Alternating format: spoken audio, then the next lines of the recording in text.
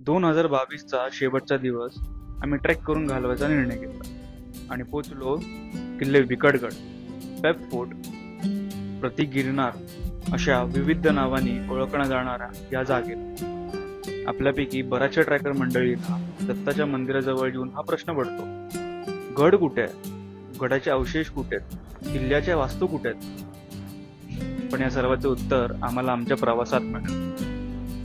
या जागेवर येण्याआधी आम्हाला सुद्धा हेच वाटायचं की दत्ताच्या मंदिराचं दर्शन घेतलं म्हणजे विकटगडाची सर झाली. पण ज्या रस्त्याने आलो त्या रस्त्याने आम्हाला विकटगडाचं एक वेगळंच रूप दाखवलं. आम्हाला माहिती नव्हतं या जागेवरती बघण्यासारखं अजून खूप काही, ज्या खरं तर फार कमी लोकांना माहिती आहे. यामध्ये महाराजांच्या 3 सुबक मूर्ती, पाण्याच्या टाक्या, तटबंदी, गुहा, हा एवढंच काय तर तुम्हाला राज सदर सुद्धा इथे दिसेल.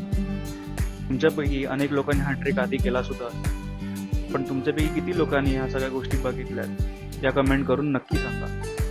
ह्या जागेची अजून एक ओळख म्हणजे प्रति गिरनार, हे सुद्धा आम्हाला इथे आल्यावरच कळलं.